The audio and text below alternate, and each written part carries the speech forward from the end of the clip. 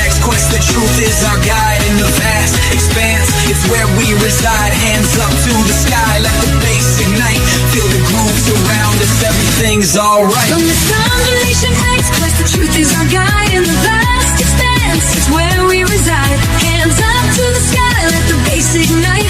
Feel the grooves around us, everything's alright. SNX Radio, let the truth ignite. Together we'll shine, bringing shadows to light. In this cosmic dance, we're connecting the dots. Tune into the frequency, let's explore the spots. Heavy bass drops with tight beats. Illuminate the shadows, the echo of our call. On this roller ring will never fall. Feel the energy rising, can you sense the spark? As we dive deeper into the cosmic arc. Stories of the universe, mysteries unfold. In the heart of SNX, where the truth is gold.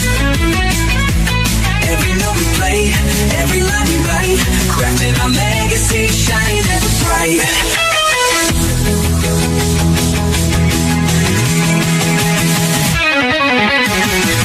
SNX Radio, let the truth ignite. Together we'll shine, bringing shadows to light.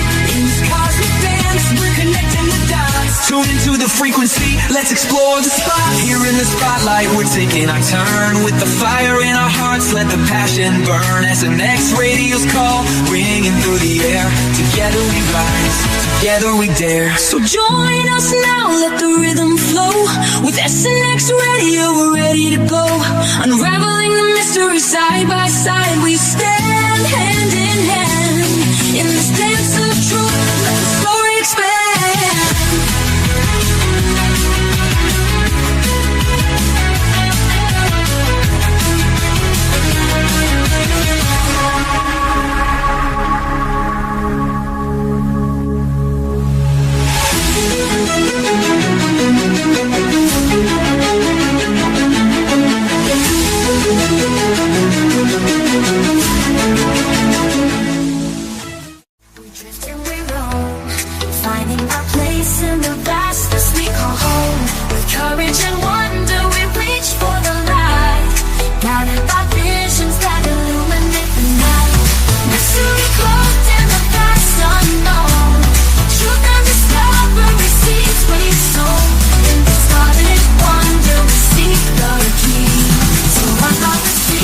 Of our galaxy.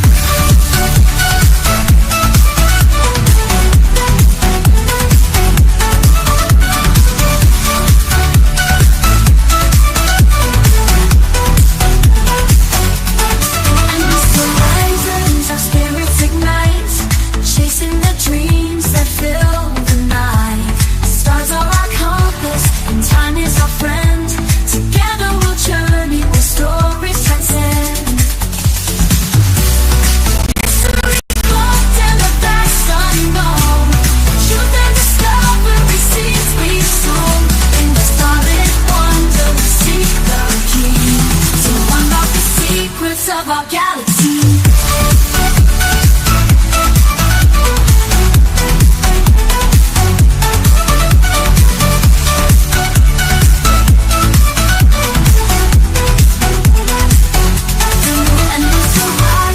Our spirits ignite, chasing the dreams that fill the night.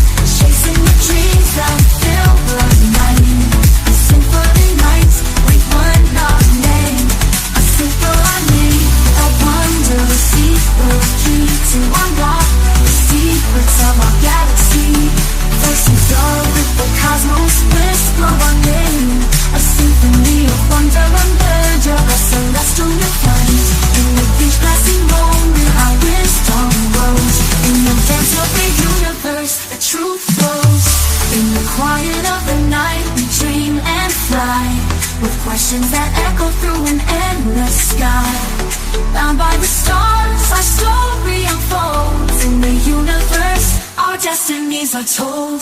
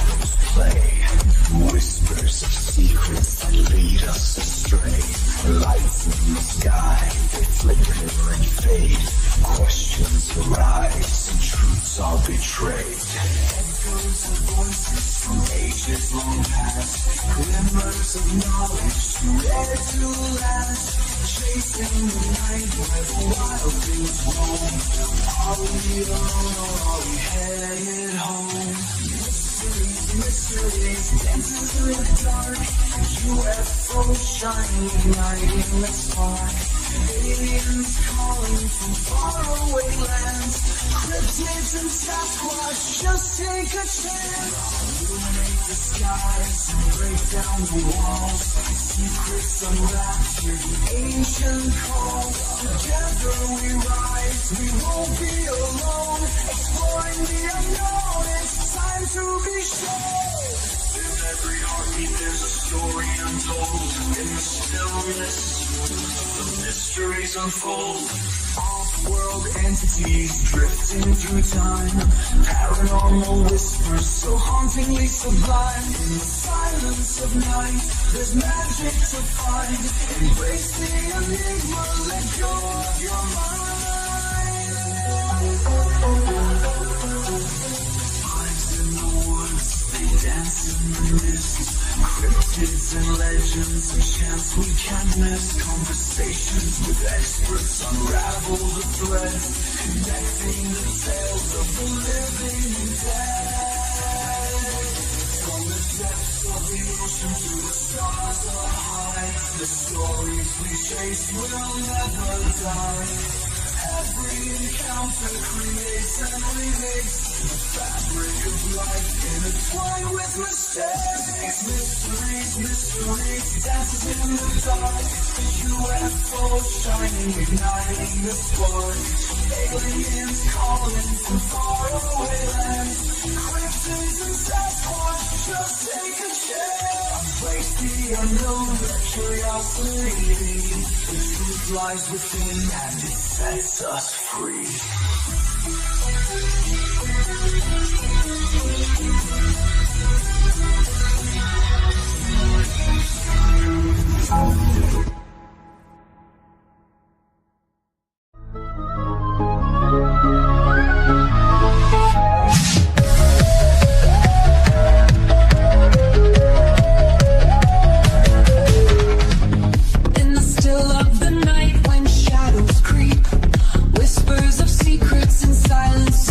Coley's voice cuts through the dark, guiding us where the mystery spark.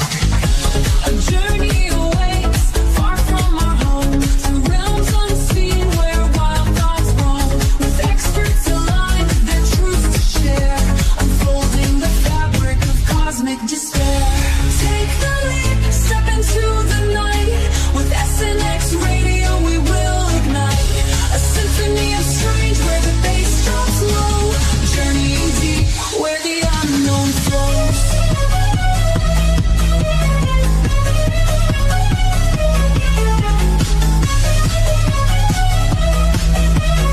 UFOs glisten in the starlit sky. ET whispers, look up, don't be shy. Paranormal tales woven into fate, as Coley invites us to contemplate.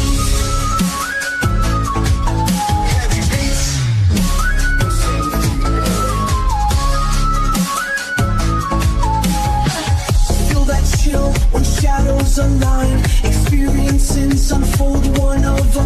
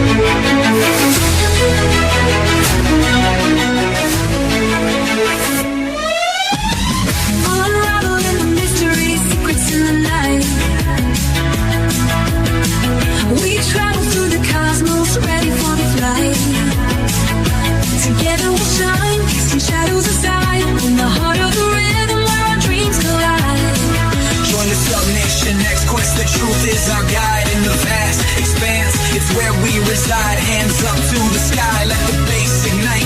Feel the grooves around us, everything's alright. From this combination X quest, the truth is our guide. In the vast expanse, it's where we reside. Hands up to the sky, let the bass ignite. Feel the grooves around us, everything's alright. SNX Radio, let the truth ignite. Together we'll shine, bringing shadows to light.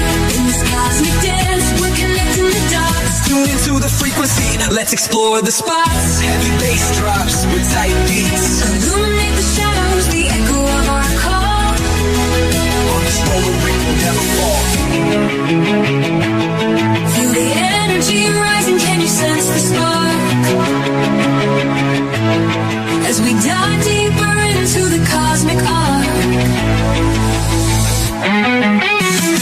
Stories of the universe, mysteries unfold. In the heart of SNX, where the truth is gold. Every note we play, every line we write, crafting our legacy, shining ever bright.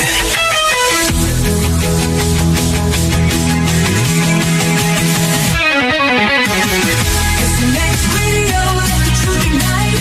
Together we'll shine, bringing shadows to light. In this cosmic dance, we're connecting the dots. Tune into the frequency, let's explore the spot. Here in the spotlight, we're taking our turn. With the fire in our hearts, let the passion burn. SNX Radio's call, ringing through the air.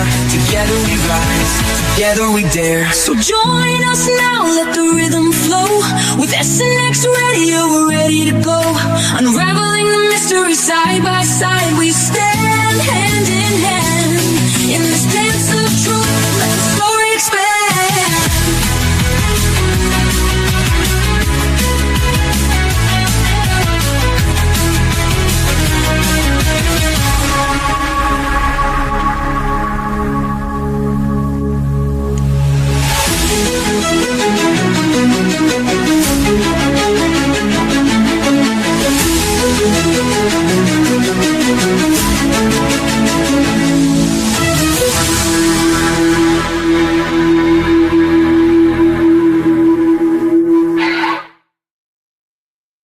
Hello and welcome to SNX Radio. I got Coley here and Rodney. How are you doing, Rodney? Hello. You doing great? Hi, everybody. Ready for this one? Yeah. Yeah. We got a I never thought I'd be living for the exciting- weekends until we start doing it on a different level. Hey, isn't that awesome? Now we look, yep, nice Friday night. Everybody's tuning in. I'd like to say hello to Twitter. We got Facebook, Twitch, StreamYard. Well, StreamYard's going out. Excuse me. That's a real nice one. YouTube and Podbeam and many others. So we just want to welcome you to SNX Radio. Tonight we have a great guest with just an array of background that is absolutely fascinating. Absolutely fascinating. So Shane Garnell is a seasoned treasure hunter. He was based in Washington State with a passion for exploration that began at the age 13. So he's been doing this a while. In 1980, he started packing for a gold dredge with his father in Oregon mountains, feeling a lifelong fascination with southwestern treasures. Wow, what a fun experience. As a teenager, Shane roamed with the white metal detector, chasing placer gold in iconic locations like Grains Creek, Alaska, and California's American River. After retiring as an operations manager at Samson Tug and Barge in Alaska, that'd be a great place to live, he drove deeper into researching treasure maps, books, and legends. With newfound freedom, Shane hit the road in 2020, towing a camper van and a parameter to Arizona, driven by a bold belief that he could locate a fabled lost city of gold. A fearless adventure, Shane documents his finds. Yeah, and on social media, definitely we have all of his links in the bio, so definitely follow Shane for more. We're going to bring him on and let him introduce and tell us a little bit about himself. So, welcome, Shane. Hi, Coley. Hey, welcome, welcome. So, Thank yeah, I you. just gave you a little bit of a brief intro there, but I didn't even scratch the surface. Hi, of Rodney. everything. Hey, Shane. Yeah, my name is Shane GORRELL. I own a company called Archangel Exploration. I have a pretty big following on TikTok, not so much on YouTube. Facebook, I think I have around 7,000 followers on Facebook. And I've published 2 books. One about the Lost Dutchman's Treasure, Story of Truth, which the FBI took down and said I couldn't sell it due to, they said it was, I was sharing too much information. I even published it fiction. And they tore it down. I found a publisher in another country, and they republished it as an ebook. And you can purchase on Amazon. And then I also published a book called The Peralta Stones Treasure Map, Deciphered, to find the treasures that I recently found and the relics. And I was deciphering the Peralta Stones Treasure Map. That map was found in the Superstition Mountains. And a lot of people believe they were created by the Peralta family, Don Peralta and his family, so they could find the gold in the superstitions. And they were pulling a lot of gold out, like thousands of pounds of gold. And but my question was, where did this gold come from? Why is there so much gold in the superstitions when it's created by 5 volcanoes? There shouldn't be any gold. And as I deciphered the Peralta stones, I learned that gold was brought there. It was brought near there, and in this one special little location that I discovered. And I believe I discovered the Montezuma Lost City. That's quite a discovery. Yeah, and the Knights Templar were definitely there, and I believe they were teaching Christianity to the Aztecs. And if they were, then it could have living with them and teaching Christianity with 20,000 Aztecs. It definitely could have been portrayed as they were practicing witchcraft, which later became their demise. They were being hunted for practicing witchcraft and burned at the stake. I can prove that the Knights Templar were in the Superstition Mountains. The mountains are 168,000 acres of wilderness. And I've explored most of the mountain range, mostly by paramotor, skydiving in and hiking out. But I've also done a lot of map research and territory research where the Aztecs and where the Apache mostly lived. And I came to discover temples not too far away from the Superstition Mountains. And I discovered some relics that the Knights Templar, I believe the Knights Templar took to the mountain range to hide it. Oh wow, that's interesting. So what can you describe some of what you found? Can you describe what some of it looked like? I discovered a Spanish conquistador helmet, a breastplate, and a sword, which later I figured out that it wasn't Spanish conquistador. It was actually Roman, because it had a kushka on top, which is like the broom on top, which made the Roman Knights Templar helmet. And then I discovered more helmets, and I discovered giant size helmets with the skull still in it. I don't, it's hard to believe that there's giants, but I didn't believe until I saw it. And I've discovered tools that the giants had. The giants actually carved a lot of the mountain range out there, and they have these tools for snapping rock. And I found tools. I found helmets worn by the giants. Some amazing artifacts. That's awesome.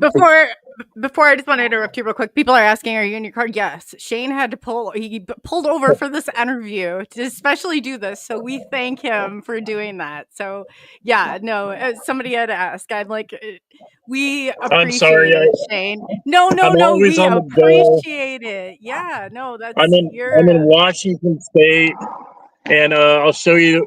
I'm in the wilderness of Washington.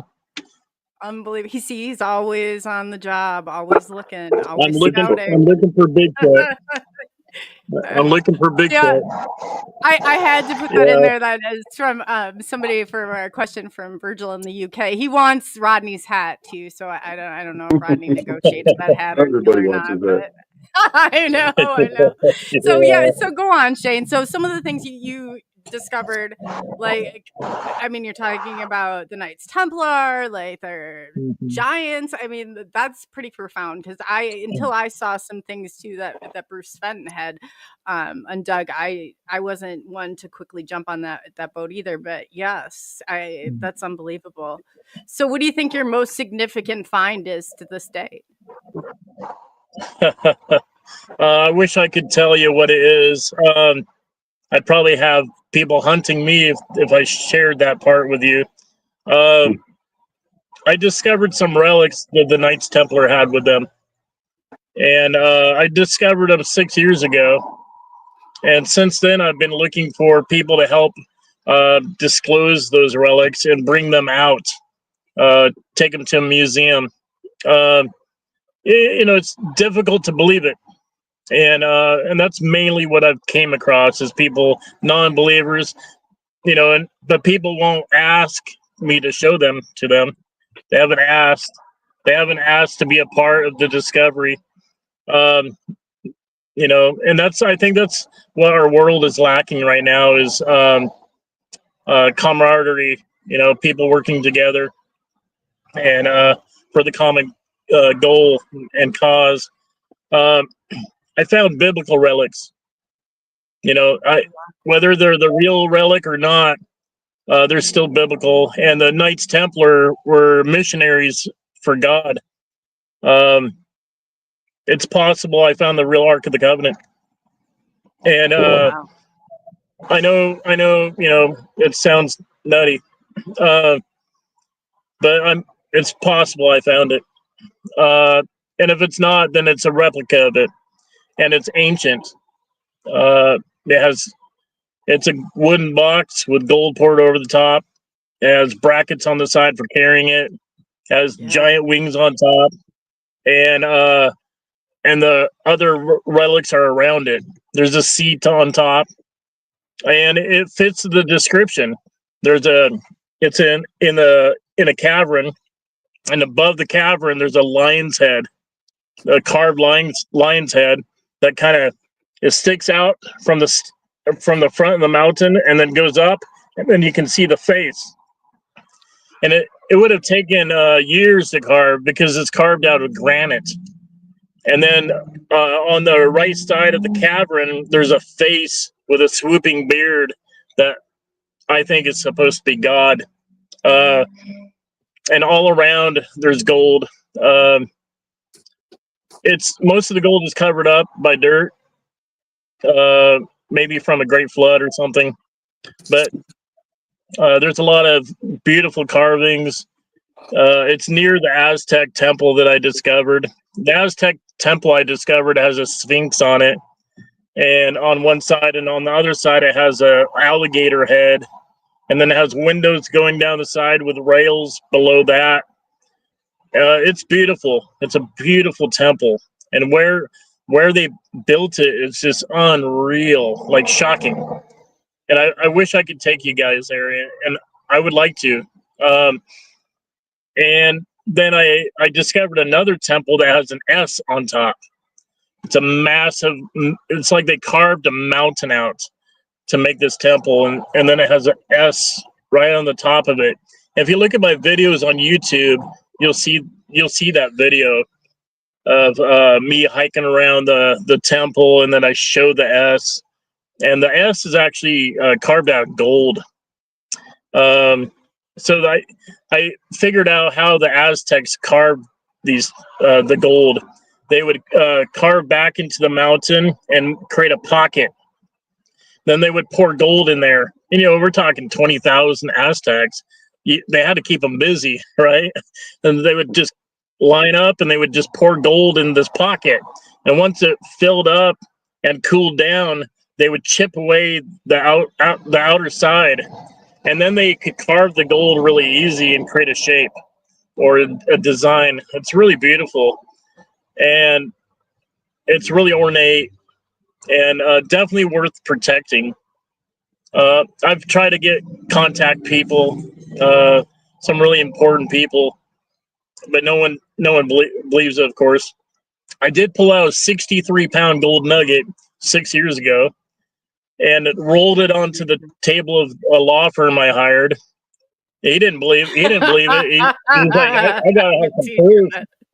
So you can imagine, I had some proof. Okay, I lifted up a backpack and I unzipped it, pulled out a 63-pound nugget with a face carved in it, and rolled it across his wooden desk. And he goes, "Is that gold? Because it's super bright yellow, about as bright yellow as you could ever imagine." And I said, "Yeah, that's gold. It's 63 pounds." And he goes, and he got all excited. You can imagine. He's dancing around the law firm, and he goes to pick it up, and he couldn't pick it up. He's like in his 70s, he was too fragile to pick up a 63-pound nugget. I mean, it was the size of a cantaloupe, but still too big for him. And he filed a claim to claim it, but since I didn't have a treasure trove permit, the FBI took it. It had a face card on it? And they questioned me for 18 hours. Wow. You said it had a face carved on it? Yeah. I found it in that cavern I just described to you guys. And it was sitting up on a rock. And the face was kind of looking at you as you were walking in. I think it's the location of the Lost Dutchman treasure, to tell you the truth. Because in the Lost Dutchman's treasure story, Jacob Waltz, the Lost Dutchman, he talks about gold dripping down from the ceiling and gold walls. And his nephew used to go after gold with him, mine with him. And he ended up killing his nephew to protect the site that he found. And I think it had to been something extremely profound to do that.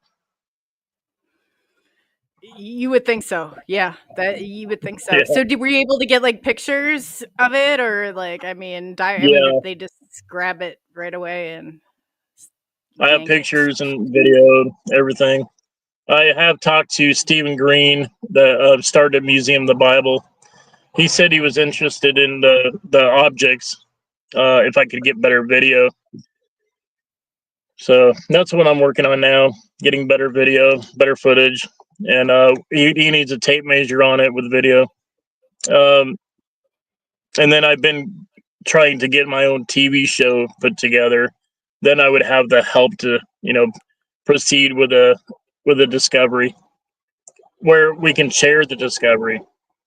For me, it's about the discovery and about the relics getting to the proper location and not being swept under the carpet and destroyed. Right. Do you get credit for it? Are they in a, like, do you have somewhere that you take them to, or someone you take them to that you trust, or a museum? I took a helmet, breastplate, and the sword to a local museum. They put on display, but they didn't put my name on it. I'm not sure why, but they just kept that part a secret. It's fine with me. It's not legal to keep relics. You have to donate them to a museum. They will come and arrest you if you take a relic home. And they find out. Any size relic? Any relic, yeah. Or gold. If you don't have a treasure trove permit and they find your gold, they can put you in prison. Anything with the Giants, the Smithsonian is probably going to scoop up. Yeah, Smithsonian is government ran. So yeah. Yeah, and they say that so much of it is radioactive that most of what you're seeing in the Smithsonian are chicken bones. I found out. Really? All the good stuff is down under the ground, underneath, down in the basement. Oh, I bet. They have a good place for it. Right. Yeah, I've discovered that. I'm really interested in maps. I like deciphering maps. And there's a museum called the Lost Dutchman Museum in Apache Junction, Arizona, near the Superstition Mountains. And I think they have around 25 maps in there from different treasure hunters. And so it's really interesting, those maps.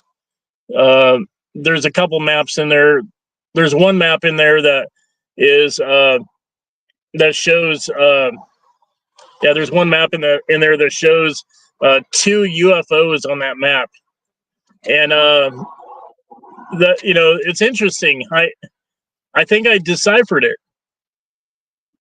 Really? Looks What do you? Oh yeah. Yeah.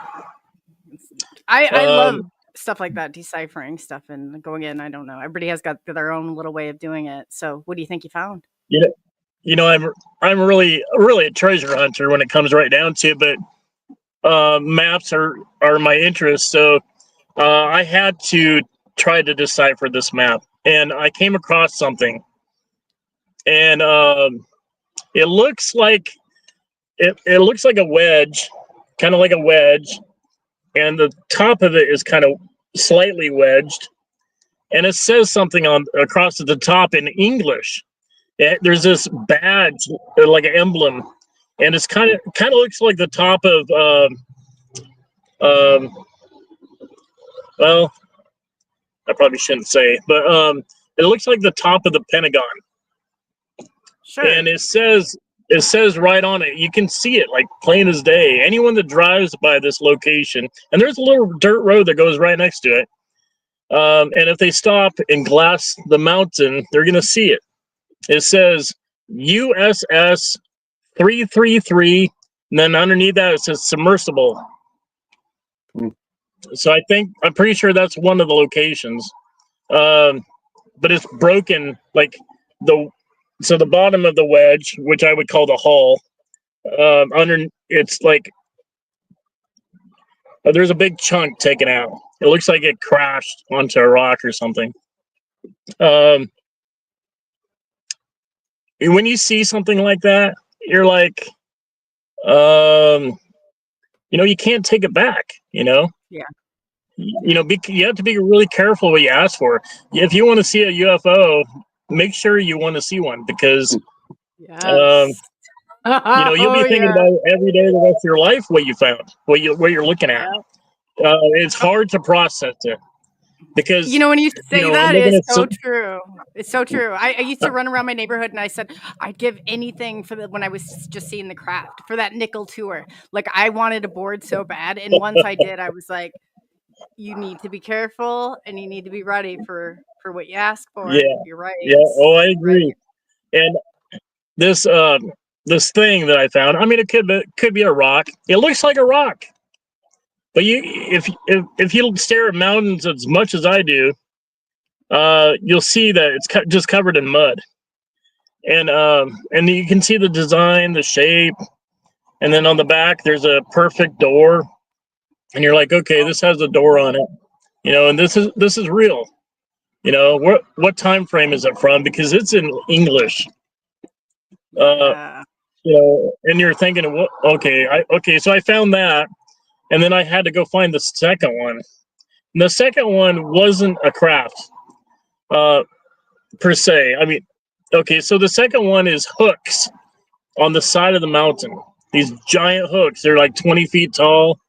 And Wow. and they have a bar that run through the mountain to a cog. And the cog has another gear that's attached to it like this. And then, I mean, the craft was enough. I mean, that was enough for me to see. And then I had to see this other thing. And I was just like, oh my God, what am I finding here? And now I see them everywhere. Lots of mountain ranges all over the country have them. And they have these giant hooks, something hanging on those hooks. Not all of them have something hanging on the hooks, but some of them do. And it looks like a rock. But if you really pay attention and you're glassing the mountain like I do, you're really, really paying attention, you'll see the shape. The shape is like this, and it goes like this, and then it has a tail, and then you see these two things that look like turbines, and you're like, okay, this is a craft I'm looking at. And some of them are as big as a small town. And I discovered one recently in Arizona that is shocking. It's mind-blowing, like incredibly shocking, and it's beautiful. But it's not shiny. I mean, it looks like a rock, but the top of it has this really neat shape to it. And then this other rock that's actually attached to the mountain, it's a clip, and it's leaning on it like this. And it has this really interesting shape. It rotates like this. And so the ship is like underneath, and it's rotated like this, pushing it against the mountain. And when you see that, you're thinking about the mechanism, and it would have to have power to make it move. And then you're thinking, okay, there's something inside that mountain then? Something lives there or had lived there in the past? And it's really shocking when you actually see things like that. Because for me, what do you think it is? Because that's what I was thinking all along. Is this a marking? So certain... It's definitely a craft. Would know that this is their area to go to, or do you think it? I mean, it just was there, put I there. I think there's an underground system of aliens, not necessarily aliens, but beings that have lived here forever that don't look like us. Maybe reptilian, maybe the ant people, maybe both of them. Maybe they coexist. And they have these crafts, and I think they can create their own weather system, like clouds, and then when the cloud comes, they fly away. And because I've taken pictures of these locations when there's a craft there, and then I came back 2 weeks later, it's gone. Oh, wow. You know, I have pictures like that. You know, where it's there, it's not there, and it's there, and not there, back and forth. Or I've talked to David Pilates, 411, numerous times. He's asked me to go into certain mountain ranges and look for doors, because I'm really good at finding doors. Doors it appears to be the mountain, but it's not. It's actually a door that can open and close. I've discovered doors that have locks on them, like a swivel lock. I've discovered doors in a Superstition Mountains that have had dead animals laying in front of them. And I set up game cameras to watch, you know, like, so they'll have like a dead coyote, and the next day it's gone. Or one day the door's propped open a little bit. But I'm talking, these doors are 25 feet tall and big, you know, 12 feet wide. So definitely a giant of some type. I have a story with reptilians, a couple stories with them. So I fly paramotor. I don't know if you guys know what paramotoring is. The parachuting a fan on your back, isn't it? Basically, yeah. And I sit in a That's even trike cooler. I didn't know exactly, but yeah. Don't need a pilot's license for that either, do you? No, you don't. Man, you do some cool stuff. Okay, this is great. I crashed a paramotor a few years ago. Like, I think like 3 years ago. I fell 60 feet, and which is quite a ways down. I had a trike under me, and the trike just folded. The paramotor was purchased for me from Dwayne Ollinger. He owns Blind Frog Ranch. He bought it for me as a gift. But yeah, so he's an interesting guy too. I gotta tell you, I've hung out with him a lot, and I even went down to Las Vegas, New Mexico. He has a big ranch down there, 400-acre ranch, and we were looking for Bigfoot down there, or something that's been tearing up his property. So, did you find anything? We found some really gnarly scratches on the trees, but it looks like something's racked back and forth, racked like antlers. But we're talking 30 feet high.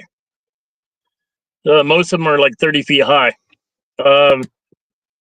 So there's a being that's known down in New Mexico. I can't remember the name of it. It walks bipedal, but it has a head of a elk. And you never know. I mean, nothing would surprise me anymore. I've been researching aliens for many, many years. I believe I was abducted when I was a child, many times. Why don't you tell us as about an that? adult. 'Cause do you Okay, want to talk yeah, about it? and I mean, it's something I know that's a little. I can Yeah, we'd can love to talk hear about it. it. I never thought I would share it, but my parents lived in a mobile home, a single wide mobile home in Chehalis, Washington, and we were out on anyone from Washington State. We lived out on Jackson Highway, and I was about 5 years old when it first happened. My mom was always a believer of UFOs. She grew up in Ketchikan, Alaska, and she saw UFOs coming out of the water in Ketchikan or going into the water many, many times.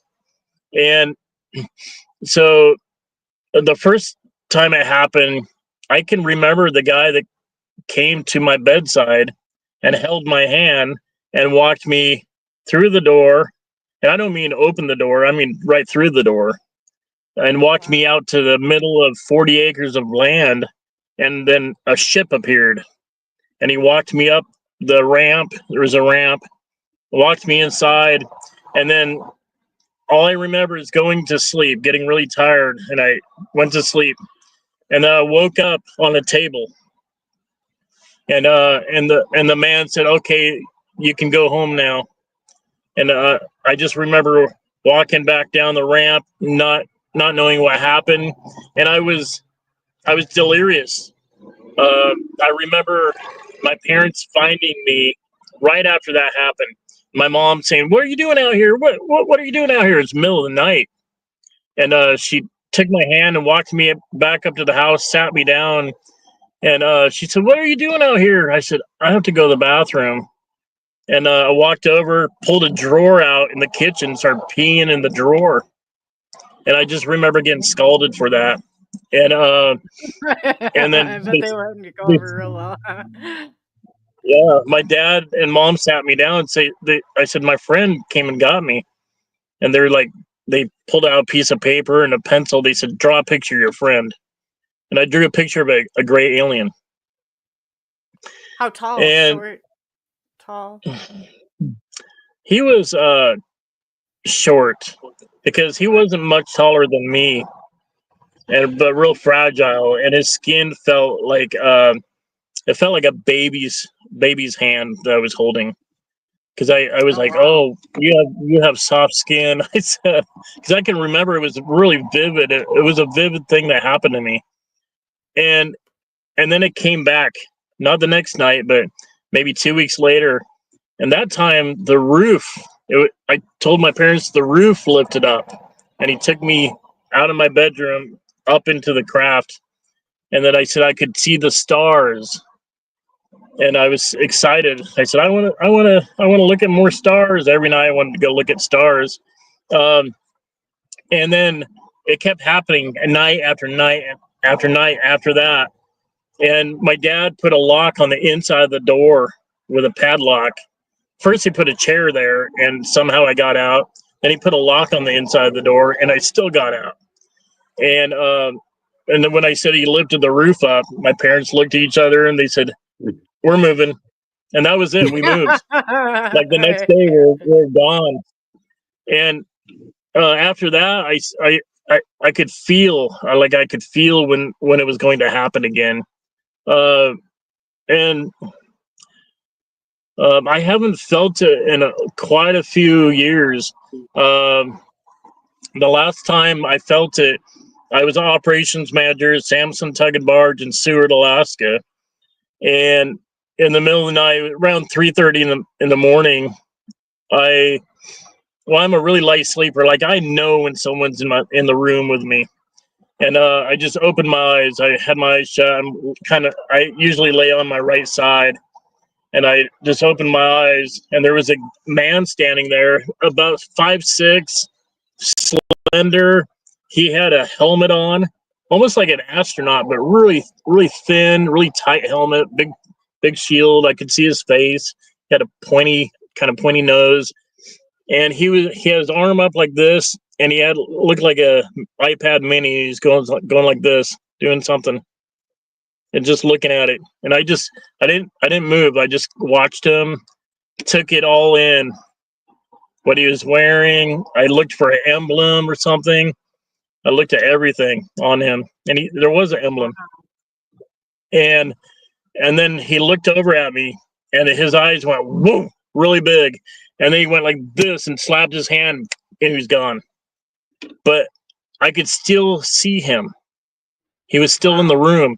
Like I could see I don't know, it looked like a wave or something when he's walking.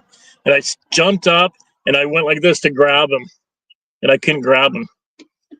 But I saw him twice, and then I knew it was time for me to quit my job. I was done at that point. But I wasn't done with Alaska. There was something I wanted to research really bad in Alaska, and there was a lot of abductions in between Seward, Homer, and the Kenai Peninsula.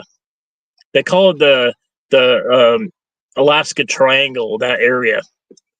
And my aunt lived in Wales, Alaska. Is it near there? I know Wales. Yeah. Yeah, that's like southeast Alaska. Yeah, okay. Like the Prince of Wales. Yeah, it's beautiful there.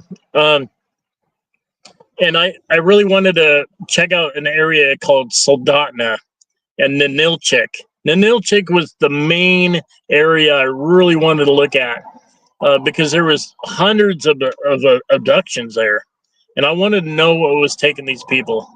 And and it just really made me angry, to tell you the truth. At that time, I was packing heavy.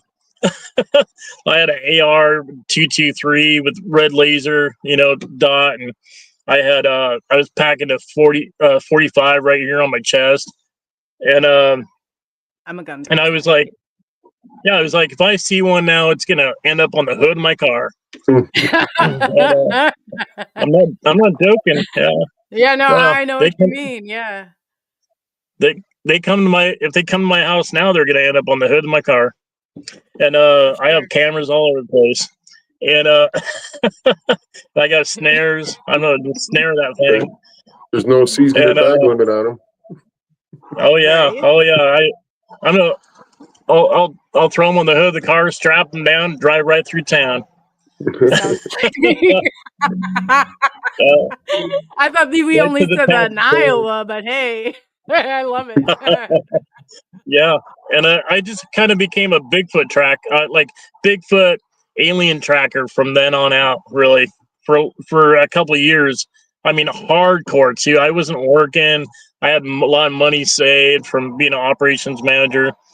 And prior to that, I was operations manager at Charlie's Produce, the largest produce company in North America, up in Seattle. But I want to know if it's out there. I'm gonna find it. That's how I feel. And so I went looking, and I was scary, And I bought a brand new car. It was a tiny little Ford. Fiesta, not Fiesta. Remember those Festivas? Yeah, it was a Ford Fiesta. It was in 2018 when I bought it. Yeah, and I put a GoPro Black on the hood. I drilled right through the hood, popped it on the hood, Velcro the remote control to the top of my visor, and I was determined, and I found what I was looking for. It scared me so bad that I left my car at the airport. Oh, wow. Yeah. You got to do with giants again? No, these are aliens. Different kind. different kind I'd never seen before, never even heard of before. What do they look like? And so they're so I took a job delivering newspapers for Alaska for the ADN, Anchorage Daily News, and for the Clarion. It was a Kenai Clarion or something like that. Yeah, Kenai Clarion. And because I wanted to drive around at night without getting pulled over, right? And I wanted to go in people's driveways because I need to know if they're being abducted. Because I'll see the ship, right? Or that's what I was thinking. And so I started delivering papers. It took about a month for me to actually understand the route and drive it by myself all night long in the scariest place on the planet, in the Alaska Triangle. Wow. Oh man, let me tell you, no one's out there. I love And that. I had it was middle of winter time. I got my AR with like 2,000 shells next to me, and I had my 45 on my chest, locked and loaded. I was ready for whatever. I was ready to take down that UFO if I found it. And because they pissed me off. They shouldn't just come into your house and do whatever they want to do to you. Yeah. Right?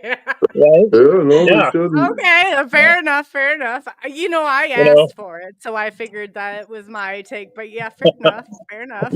Yeah. I mean, if you want to come, if the aliens want to come and touch me all over, they can ask. Right. Right. Seem to be Anyways, their way, but yeah. I think they got the point and said it's been a while, right? That's funny. Well, there wasn't one on the hood of his car, so I'm assuming everything went okay from that point on. Right? So maybe his future career is gonna be like Joe Sims. He's gonna be an alien hunter next. Oh man. Yeah, I mean it's easy to find them, like super easy. Like yeah. You come to Washington, I'll show you an alien the day you get here. They're pretty easy to find. If you know how to look, where to look, I will show them to you. So do you think the majority are Washington? I told you that I'm committed to making a trip to wherever it is. So do you think Washington or Arizona is a better place to locate these aliens? I can take you to them in Washington State, but Arizona, I can take you to a ship. So sometimes a ship is better to see, first. But they're reptilians down in Arizona, and those reptilians are scary. And what they do with the bodies is unreal. And I've had close encounters with them, very close. And one time I was flying paramotor, flying through a canyon in the Superstitions. I'm flying through this canyon with this 20-meter wing, which is like 30 feet wide. And I'm a big guy. So I'm giving it full throttle, and I'm like, right through this canyon. And I pull up, and I pull on my brake, and I brake around like this to fly down. I wanted to fly down into this.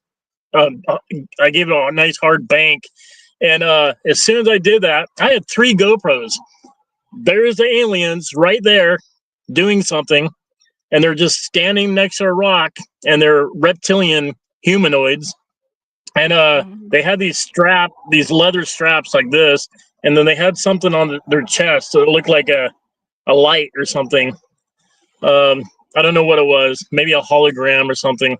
But I got some really good images of that, and they're scary looking. Like, I think it's they're scary looking only because we're not used to seeing them.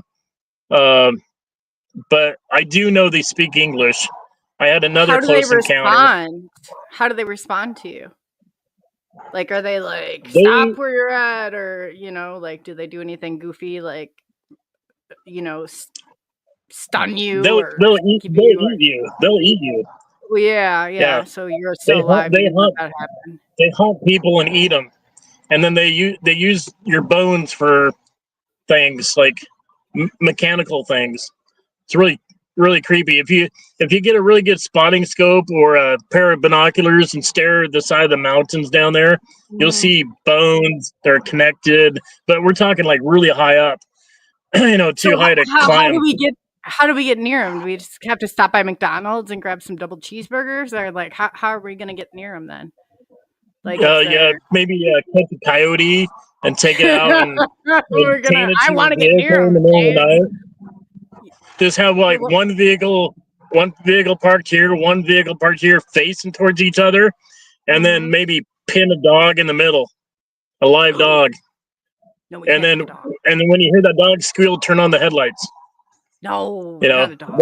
Maybe you could find them that way, but they're quick. They move quick, and they're tall. They're about 12 feet tall. And you've seen little geckos in Hawaii, how fast they move, right? Mm-hmm. Imagine something taller than us moving. They'd be moving fast. They move quick, super quick. I was camping in the Superstitions. I was sleeping in the back of you, Rodney? I'm 6'1". Yeah. Is that okay, 6'1"? Yeah. Yeah. Shane, do you think you're 6'1"? I'm like 6. I'm 6'3". Yeah. Okay. Well, the two of you together, I should make it through then. That'd be good. I'll stand on his shoulder. 5'4". There's nothing we can do to save you. Was that over in National Park? They definitely, I think, I've heard that they go after the female before the man.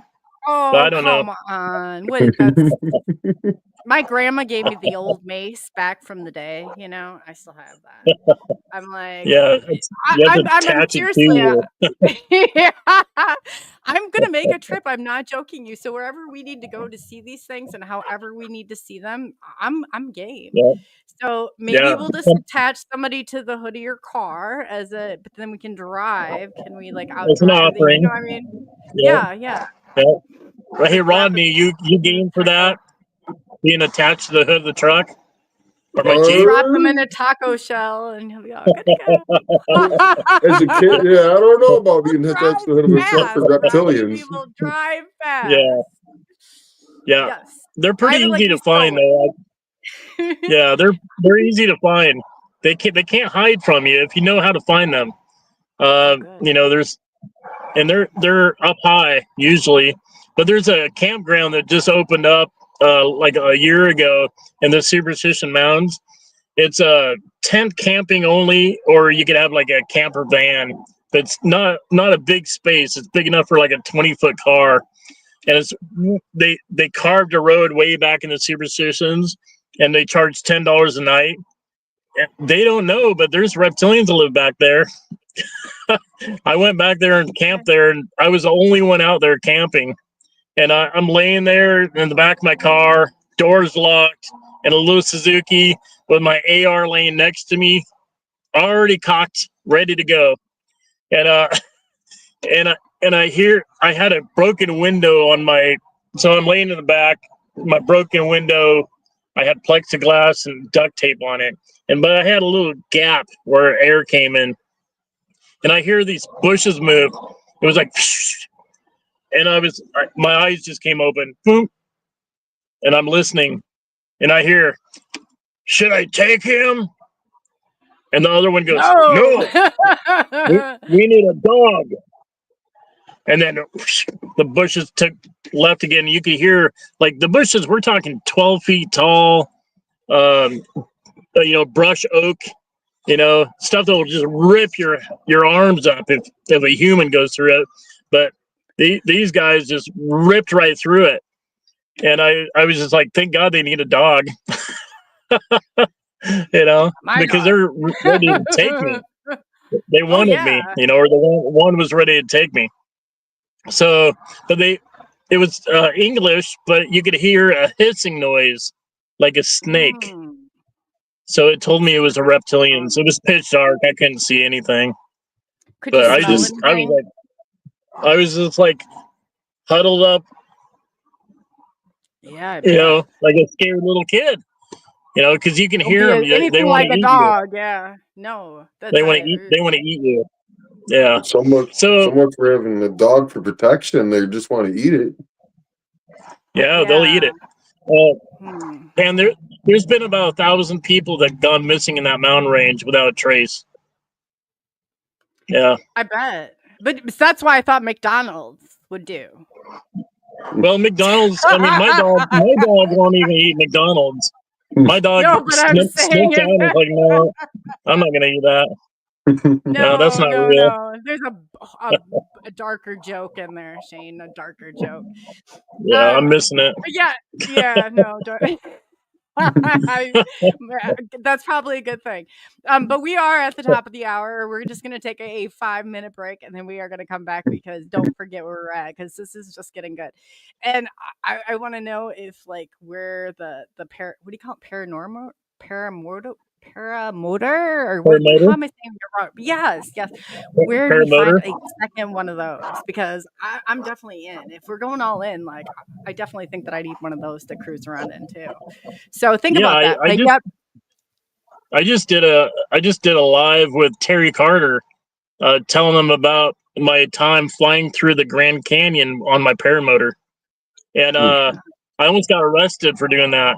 And it was Christmas morning, three winters ago, and I dropped 2,000 feet off the north side parking lot, and I fell 2,000 feet just straight down. And then I just wanted to see if there was pyramids in the Grand Canyon. Were there? There are, yeah. I have pictures. I figured that. Yeah. There's a Sphinx that I flew around a bunch of times, and you would think that there would be Apache helicopters out there ready to shoot me down, but it was Christmas morning. Maybe they were being nice. Yeah, it's a little Christmas gift. It was a good time to be there. It was a good time to be there, I think. Yeah, but there's. Yep. Well, just before you continue on, remember where we're at, because we just have to take a 5-minute break for the radio side. So I just want to say thank you to everybody listening to SNX right now. We are live on YouTube, Twitter, Facebook, at Twitch, and many others. So you can find us there, and we will be back with Shane in just a moment. So yeah, this is getting exciting.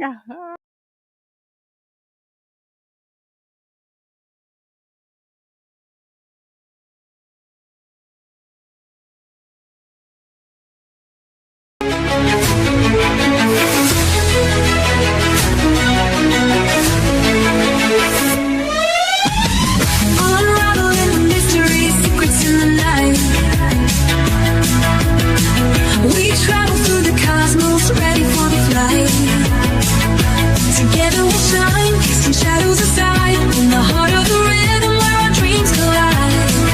Join the Subnation Next Quest, the truth is our guide. In the vast expanse, it's where we reside. Hands up to the sky, let the bass ignite.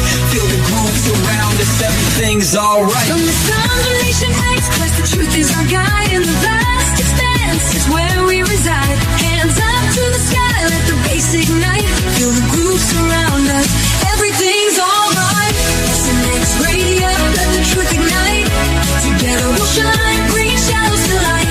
In this cosmic dance, we're connecting the dots. Tune into the frequency, let's explore the spots. Heavy bass drops with tight beats. Illuminate the shadows, the echo of our call. On this roller we will never fall.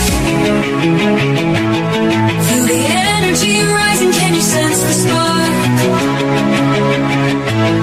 As we dive deeper into the cosmic arc. Stories of the universe, mysteries unfold.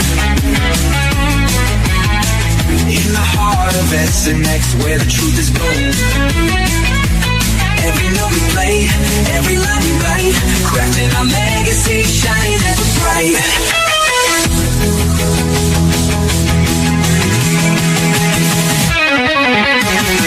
SNX Radio, let the truth ignite. Together we'll shine, bringing shadows to light. In this cosmic dance, we're connecting the dots. Tune into the frequency, let's explore the spot. Here in the spotlight, we're taking our turn. With the fire in our hearts, let the passion burn. SNX Radio's call, ringing through the air. Together Together we rise, together we dare. So join us now, let the rhythm flow. With SNX Radio, we're ready to go. Unraveling the mystery side by side, we stand hand in hand. In this dance of truth, let the story expand.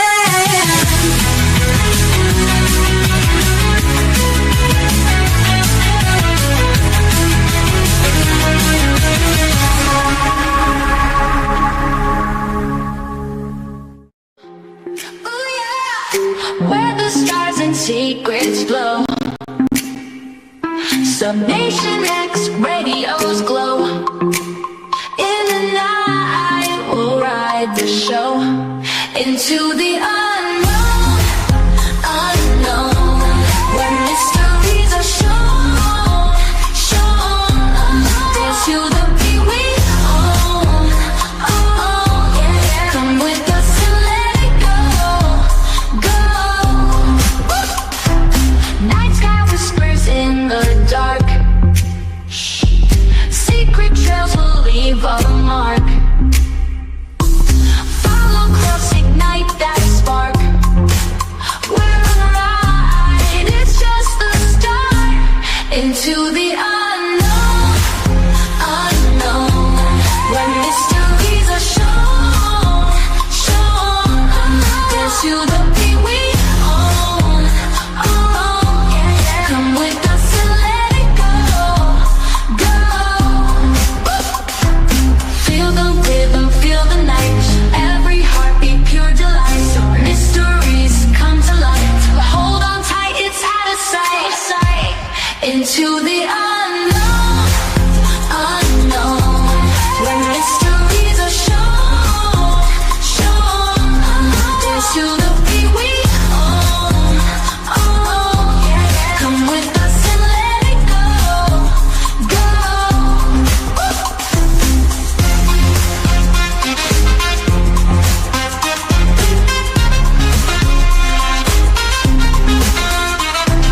Feel the rhythm, feel the night. Let every heartbeat, pure delight.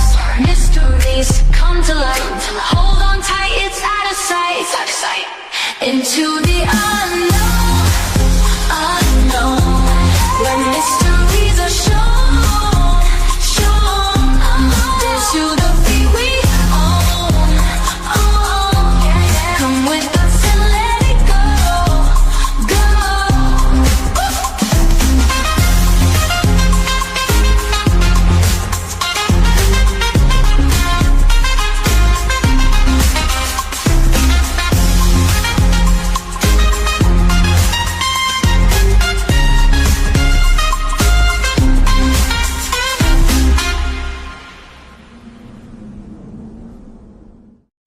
Flashbacks from the track, watch the past unfold. Got a story to tell, a courage untold. Rise up from memories, watch us take control.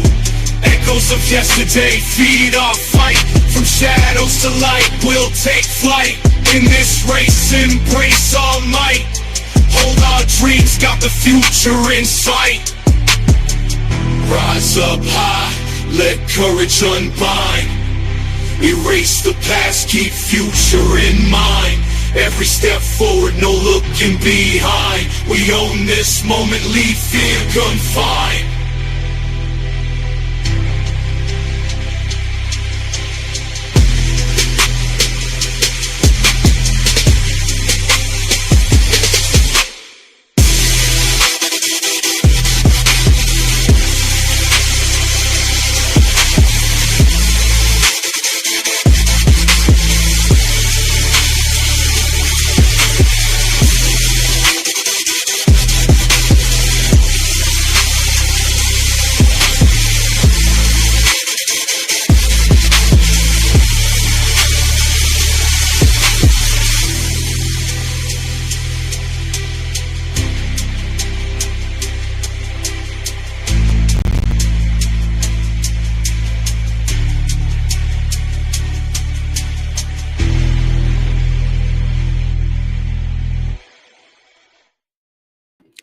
Hello and welcome back to SNX Radio. And tonight we have Shane Garnell with us.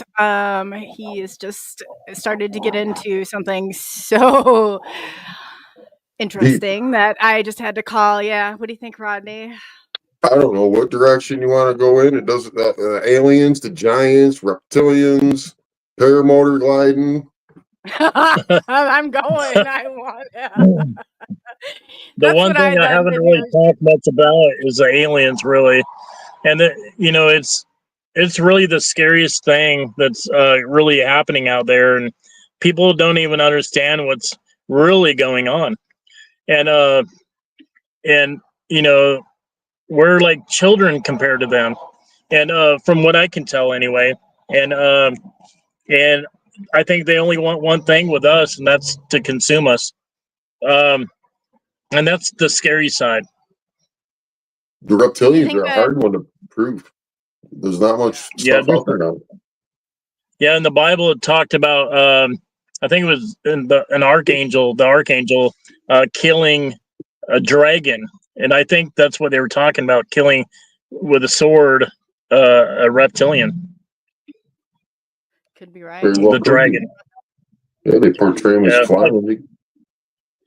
They've been there a long time. In Arizona, I discovered a carving of a reptilian's head. It's about 50 feet tall, maybe 50 feet wide, and you can really see the features of this carving. And right next to the reptilian's head, there's a carving of a Knights Templar. And you can see, the reason why I say Knights Templar, he's wearing a helmet. You can see the Kushka, you can see the ear plates, the ear guards, and the eyes of the reptilian, they're super bright yellow. I don't know if they're gold or some other kind of metal, but they're big. The eyes are really big, as big as my truck. And when I see that, and it's on top of a mountain, or really kind of on the side of a mountain, and I found it when I was flying, and but you can see it from the highway, like anyone can see it if they're really looking, and it's shocking. It's shocking. And you look at it, and you're like, okay, so the Romans or the Knights Templar a long time ago, back in the 12th century, they were actually coexisting with these things. They found a common ground. I think, I know the Knights Templar were looking for a way to live forever. And it's possible they may have discovered a way to leave the planet, or a few of them did, becoming friends with the reptilians. But they're the race that you can never trust. They'd be like, oh yeah, come on the UFO, we'll take you somewhere better. But then they'd end up eating you on the way. Oh yeah, I think there's definitely I think there's both. Just like you have humanity, there's good and there's bad sides of humanity. I definitely think that's the same that holds true. Definitely. Definitely. Do you think that is I've- in every? See, I don't know how to put them. Like, it's not a race. It's not a kind. I don't exactly know how to refer to each individual type, I guess. But do you think that they're all have a bad agenda, or do you think that there are some that are here for good? The ones I've seen, I would say they have a bad agenda. And I've seen many. One that I spotted in Washington State years ago, I was looking for Bigfoot. That's when I first got into researching anything. And it was back in around 2000. And I was way out off a backcountry road, a logging road. And out of the corner of my eye, I saw something, some kind of flash, and I turned to look, and up the top of a logging road, I saw this little guy, and he's sitting on top of this. It looked like a blue bathtub, and it had this little arch on the back that kind of looked like a backhoe but it was spitting something out of the back end of it.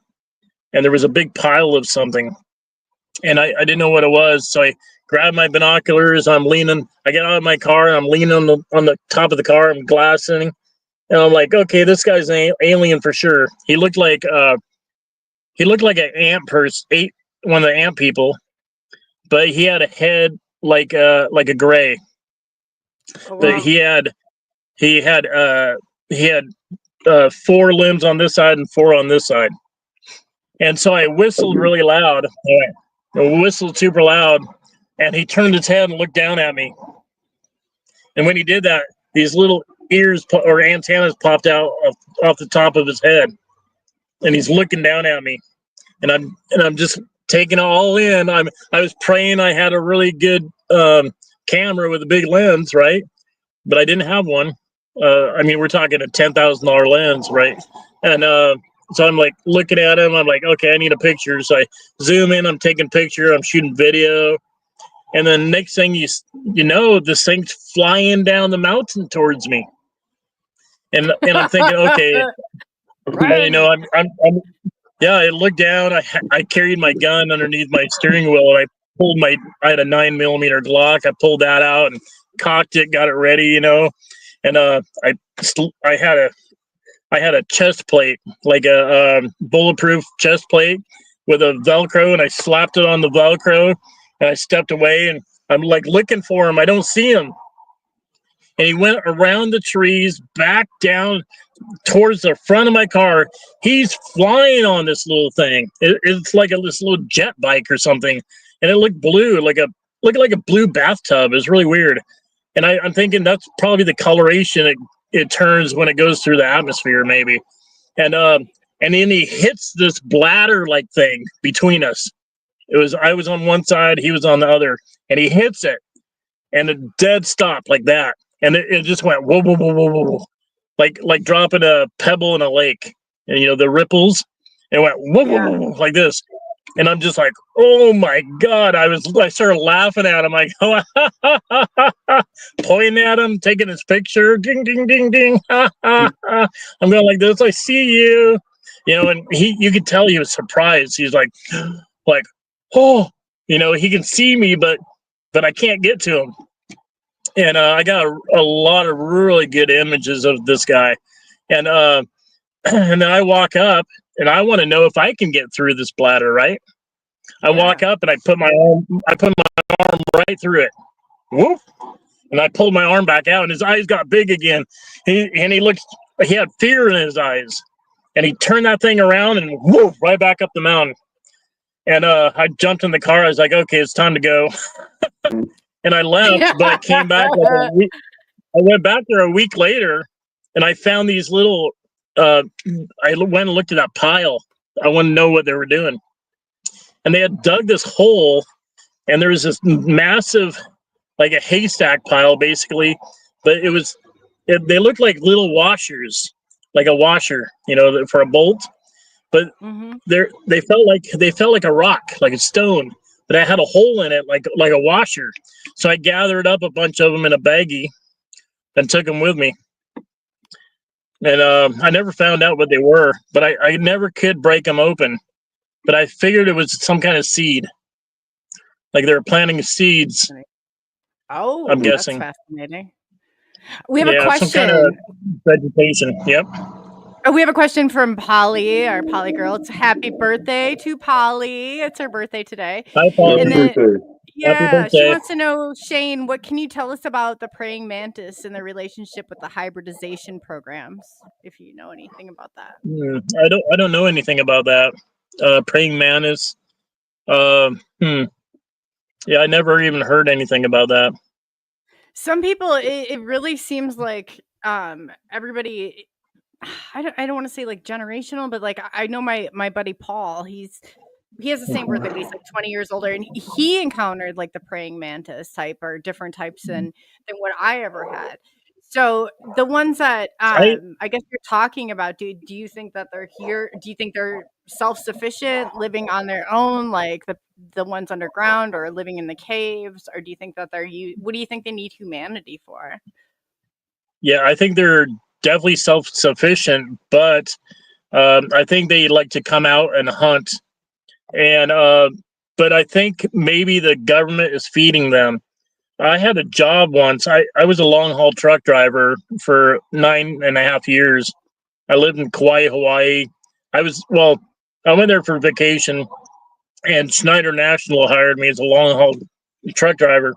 And I was like, they said, "Where are you?" I said, "I'm in Kauai," and they're like, "Yeah, we can hire you, and we'll just have to make that your hometown. We'll fly you back and forth." So I drove for them. I hauled precious metals for quite a few years for them, and then they put me on this route hauling chicken for Tyson Foods. But I never the chicken or the Tyson Food Company in down by near Denver, Colorado, out in the middle of nowhere, was never in operation. I never saw an operation. I would just go pick up a container. I'd have to keep it down at minus 10 degrees, and I would have to haul it underground to a government facility. And I hauled to 2 different locations underground, and I went down 2 miles down underground. I'd have to pull into a rock quarry, and as soon as I hit the scale, I'd have to hand him my cell phone and the paperwork, and a guy would jump in with me, and we go 2 miles down underground. I would do a blindside back to one dock, and he would get out, pop the lock, and cut the tab off and unload me. And I never knew what I was carrying in the back. I always thought it was frozen chicken, but now I'm thinking who knows what I was carrying. But and I there was always chicken going in and nothing coming out, and it makes me wonder if I was delivering chicken to feed something, because there was no refrigeration down there or anything. It was just a dark tunnel and a loading dock, and that's it. And it was creepy. But to answer Paulie's question, I did find something in Washington State. I was in the Capitol Forest in Washington, and I was pulling into this park in Capitol Forest that you can drive into and park and walk on a hiking trail. I was pulling in, and I got this sixth sense that something was watching me. So I stopped, pulled over on the side of the road, grabbed my binoculars, looked around, and I saw a shimmer. It was almost like that Alien. Remember that old Alien movie? Or it was a Rambo movie where it was like a shimmer. It was almost like that. It was like cloaking with the tree. And when I looked at it through my binoculars, and I took some pictures, I still have pictures of it. On a branch was this red thing that looked like a red berry. It was about this big. And I was like looking at it like, what is that? It looked like a red apple or a red berry, but it had a weird shape, like an egg shape. And I'm just glassing it, looking at it. And then I saw this shape, and it kind of looked like a praying mantis. You could see these legs that were up like this, like this, like front legs. But then you could see this body.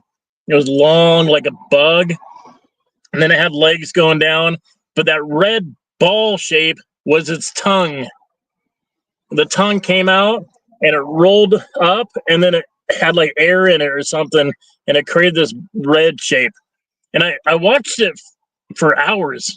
I couldn't believe what I was seeing, really. And then I saw this bird fly down. It looked like a crow. It flew down on the branch, then it slowly walked sideways down the branch, and then whap! That mouth opened on that thing and grabbed that bird. Feathers went like this, and then it dropped off the tree.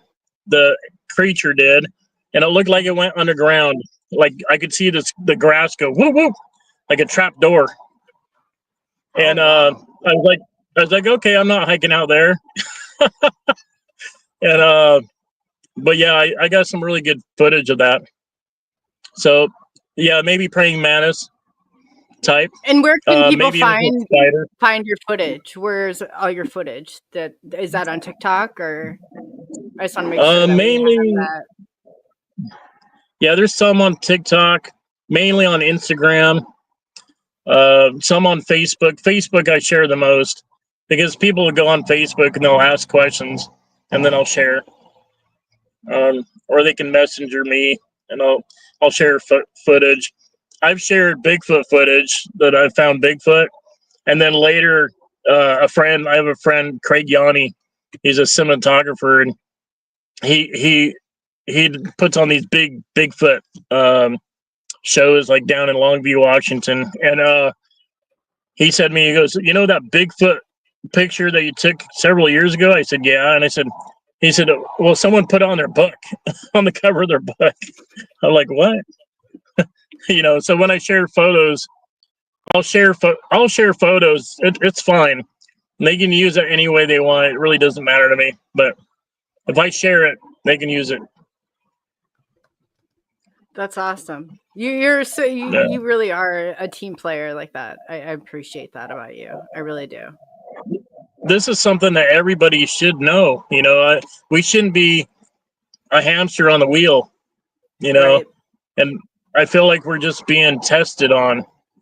And with the medical and all that, we're just being, the fears put into us, and I feel like a rat really on a wheel. And sometimes you just have to break away from that and get out there and see for yourself. I'd really like to put together like some kind of I don't know, something where people meet up and I take a bunch of people out and show them, or teach them how to find an alien, because they're really not that hard to find. Well, hey, we should plan something then and maybe create an event out of it. Because I do know some people that are located right in that area of Arizona, like Brown, Scottsdale area, or, Phoenix and everything. So if it's near that area, I think that'd be great, especially with, you got a show coming up and all this other stuff. And maybe we can get Rodney out there. I can't believe it. I'm in shock. They're actually building the show for me. They've asked me if I have people that I work with, and I'm like, not really. They're like, so we have to cast people to work with you? I'm like, well, I'll try to find someone. So they want me to find like three people. And I'm just like, that's awesome. How do you find people that are interested in the stuff? It's tough. That are serious, that aren't afraid. I think you'd be surprised. This is the time when a lot more people are coming forward about these things and not being ashamed that they've had experiences. Right. Mm-hmm. Yeah, I think it's our right to know what's going on, and I had a police officer down in Arizona. He said to me, I told him about this door that I found with animals in front of it, and sometimes it's open, sometimes it's closed. He goes, well, you didn't go inside, he said to me. He goes, why don't you just go buy a gun and go blazing inside and then tell me about it later? I said, okay. And he didn't realize that I was telling the truth. It's out of his jurisdiction. Right. Yeah, it was. I'm that friend though. Yeah. I am that friend that will run ahead and I do something like I'm not afraid. I tell you, I'm there. I'll figure out a way. Like I'm the friend. Yeah. I am. All right.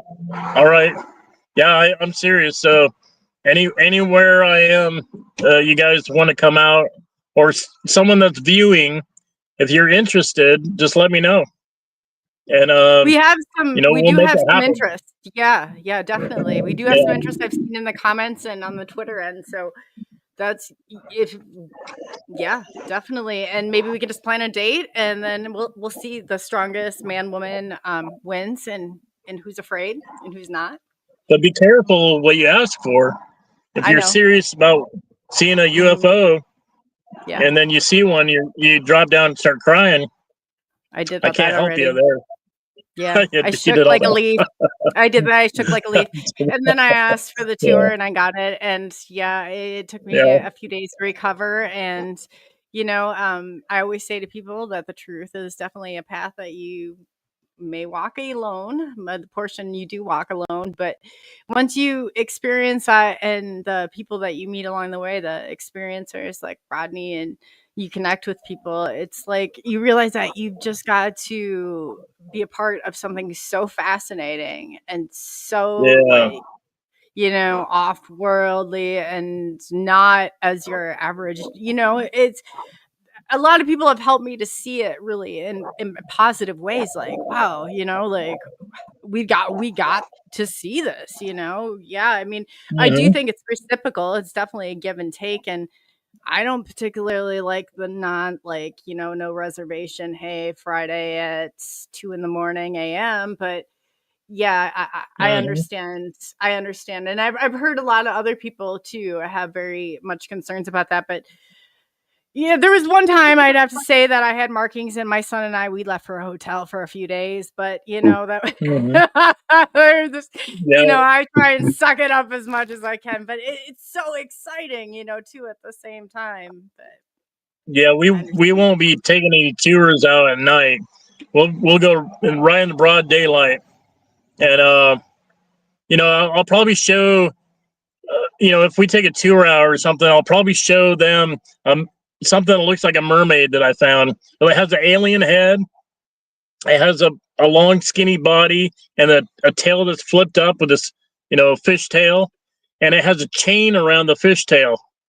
But it's big. It's like 100 feet tall, and the chain goes right into the mountain. And sometimes I look at that mountain, I'm like, I'm not certain it's a mountain at all.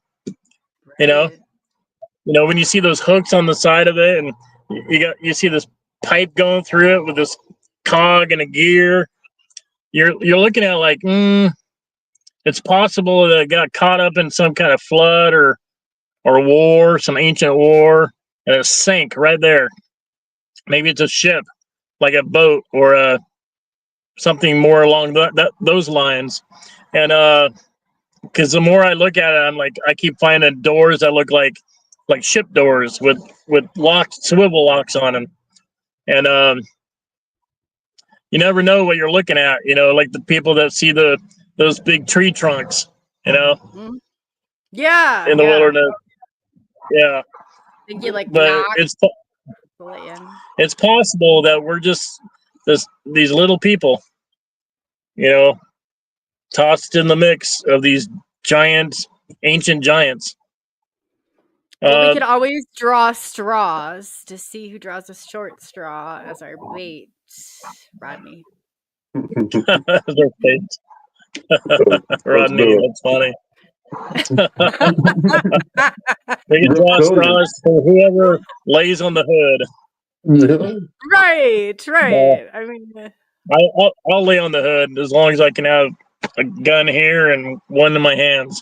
Okay. I'll lay on the hood, no problem. Now you're starting to work. I'm a very good driver. I spend a lot of time behind the wheels and days. I All drive it right. like I stole it, though. I drive it like I stole it. We'll see, We'll Yeah. see. Yeah. I'm also good I mean, passenger. Like, just let's get in. Yeah, there's a will, there's way. wherever those hooks are, there's gold. There's gold No, on those hooks. And that's what you mentioned. You keep saying Aztec gold. Now, is that like a white gold? Is like the gold we know it today?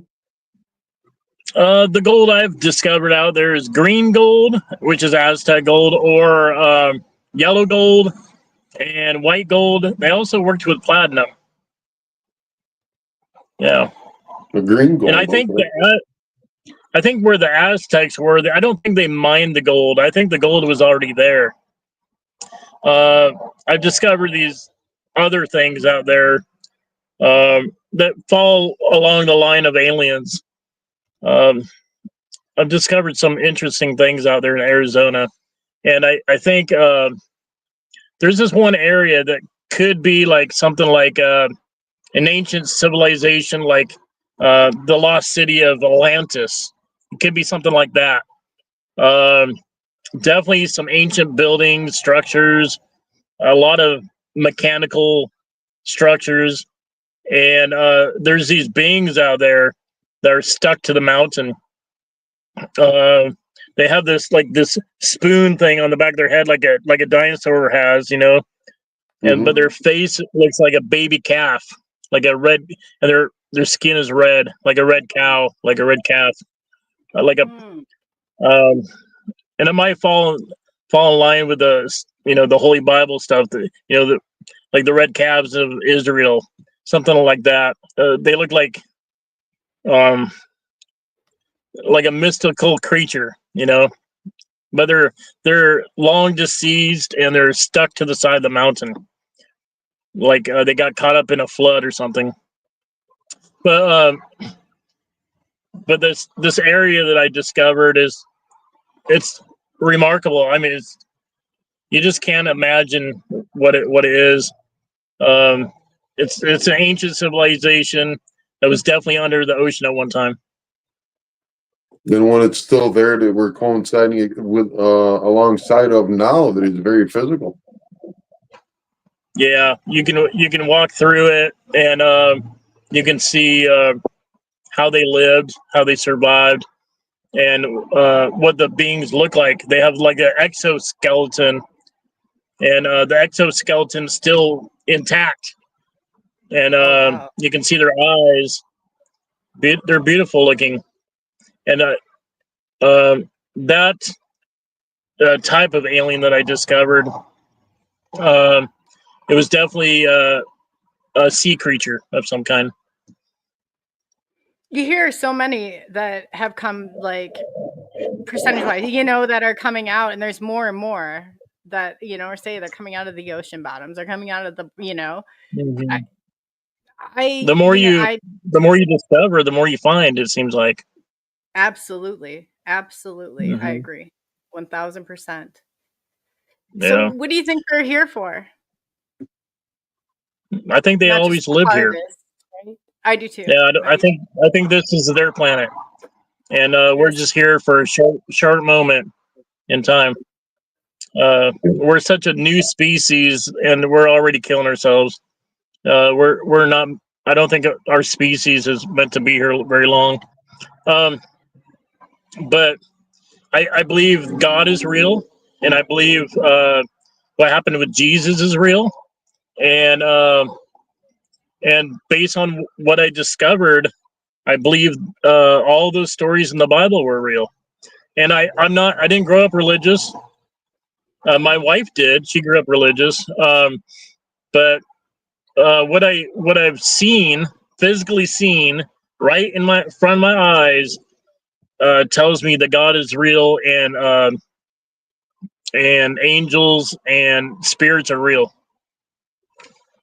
Yeah, a lot of people might not be ready to make that connection between the phenomena and religion, but it's you have to be open to anything.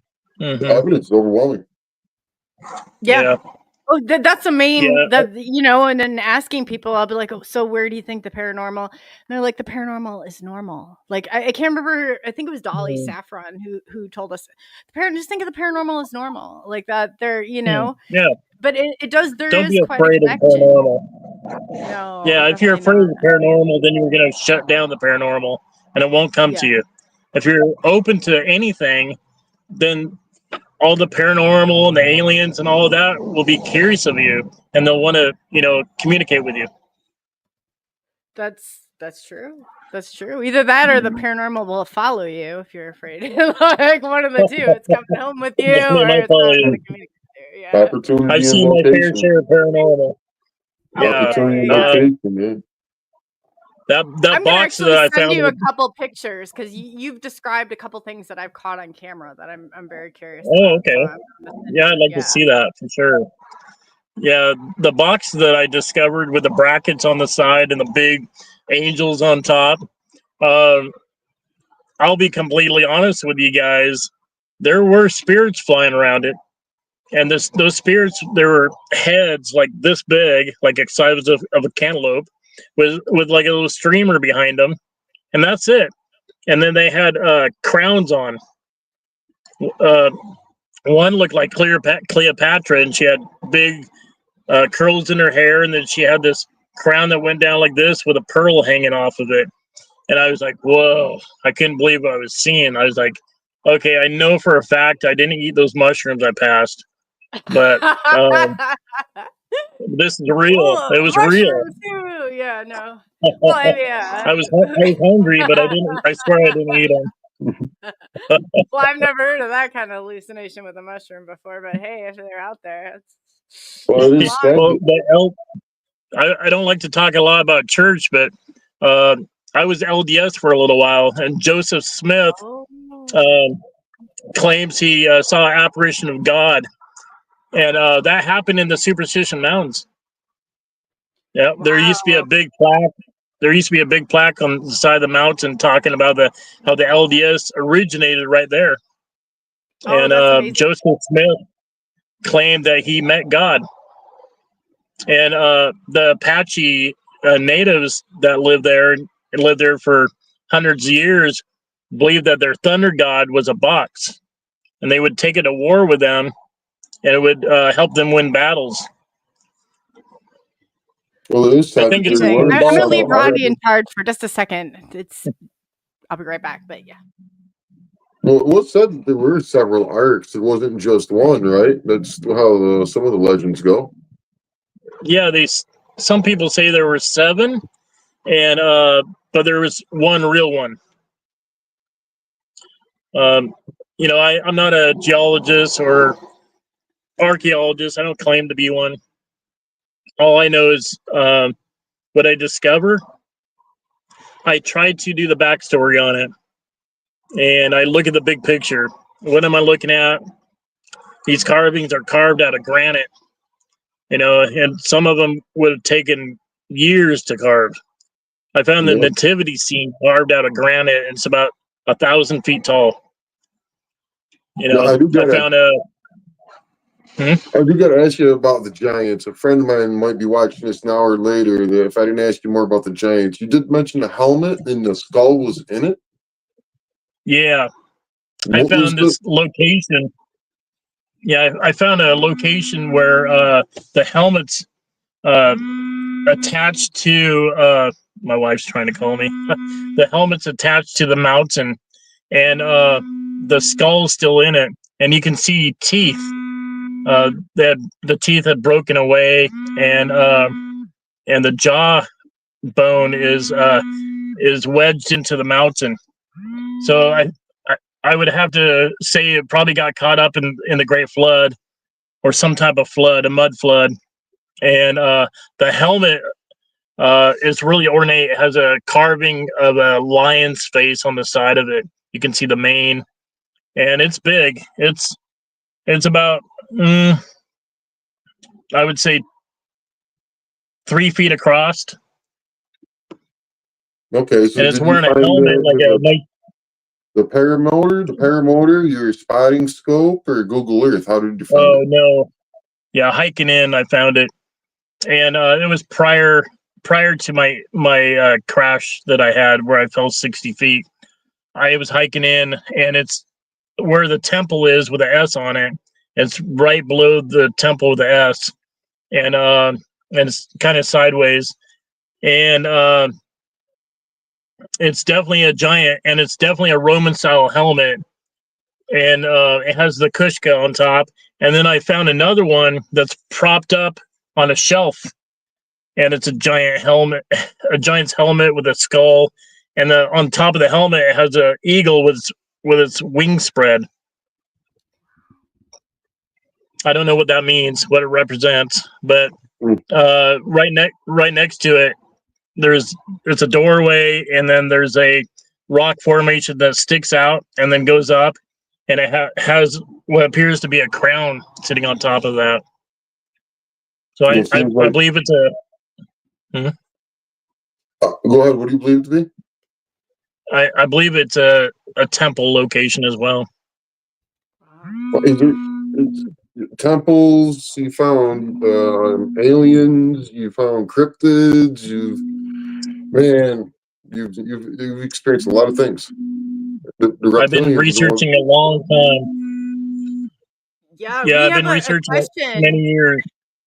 From Polly, she wants to know, what is disclosure for you, and how do you think it's going to happen? Disclosure? I don't think there will be. I don't believe there will be an honest disclosure. Unfortunately, I think a lot of the things that people discover in the wilderness, the government don't even know about. I think they've probably found something and they recreated it, but like a ship. But I think they're still on the fence of what it really is. These reptilians that I've seen, they hide really well. And if you don't know what you're looking for, you're not going to find them. And I stare at the mountains all the time. Sometimes all day long, I stare at the mountains. I mainly just use binoculars, but and I'm looking for them. I'm trying to decipher where they live. And if I can find out where they live, then I can figure out what they consume, what they eat, right? And I can find a door where they go in and out. And that's mainly what I'm looking for. I think it's important for us to know if they're coming out and hunting people. Definitely seems like meat's on the menu. As far as a full disclosure, we're not going to get that. Not an honest one, anyway.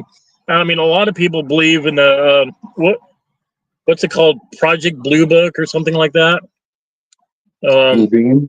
Blue Beam. That's right. Where the government they invested something like $30 million into a hologram business. Why would they do that? I'm not saying they're going to do anything, but it's important to keep that in the back of your head. Can you imagine? I always say to everybody, now, if you go outside and you're seeing a swarm of what you think are UFOs, like, don't panic, okay? Let's talk about our government. It may not be a UFO at all. It might be a hologram. That's what I mean. Yeah.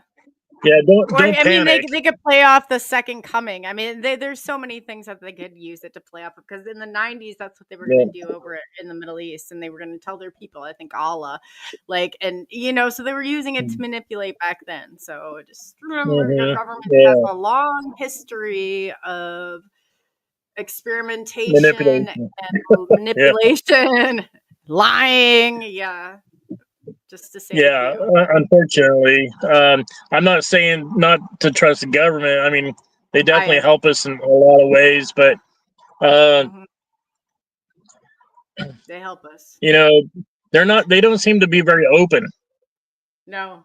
So they seem to be the ones I've met are really closed-minded. I met a man. His name was Michael.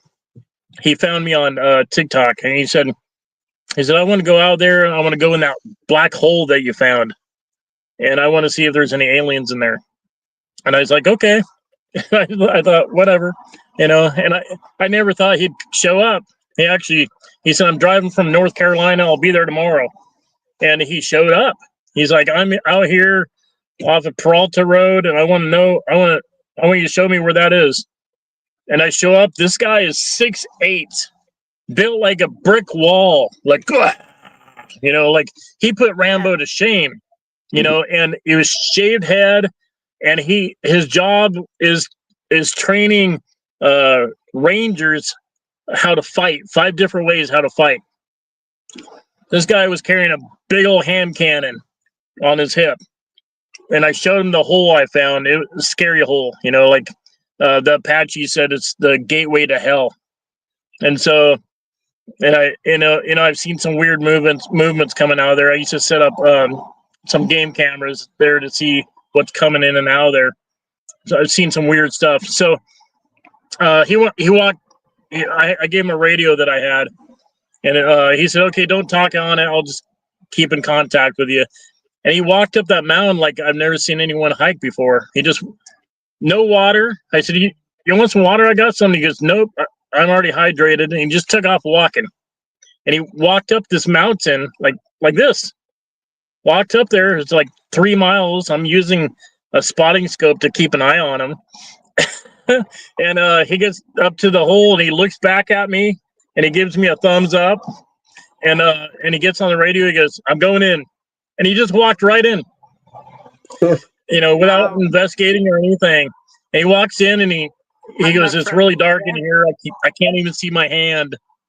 And then and he goes, "I'm going radio silent." And then he went radio silent for like 20 minutes. And he came back on the radio and he goes, I came out on the other side of the hole. Wow. And I said, "There's another side?" He goes, "Yeah, it's on the other side of the mountain."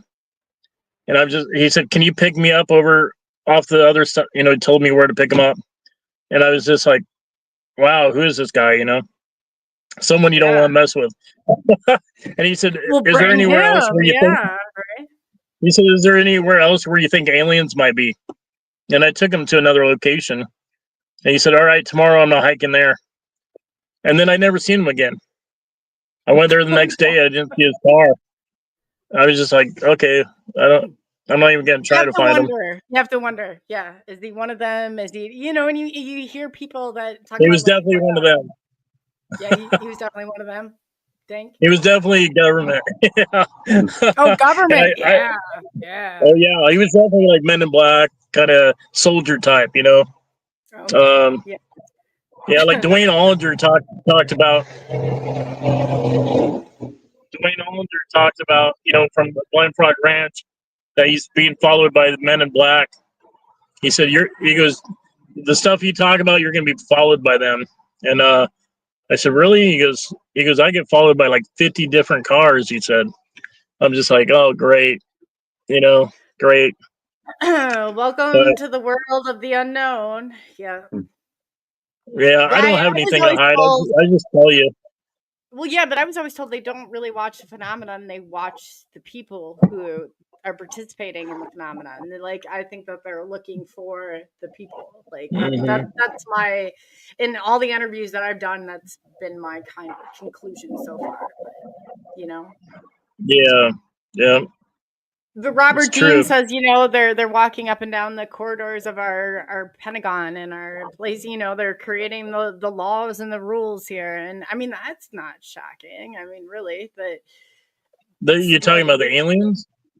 Yeah. Yeah. I don't believe they're doing that, but I don't believe aliens are wearing a mask and running the government. I think that's overstretching, but not that they're wearing the mask, but that they're the ones that are pulling the strings. Let's say the puppet masters. Yeah, I don't think so. No. Just based on what I see, but yeah, I don't believe they are. Do you think they have a lot of I'm pretty sure. I mean, because they'd have to give permission if we're operating. We got this big show on their land or their world. There'd have to be I don't believe they're. No, I don't think they're in control at all. I think they would be worried that we would just blow ourselves up, and take them with us. Yeah, I don't believe. I think I think people want to believe that. They want to believe, something else is going on, but I don't think that's what's happening.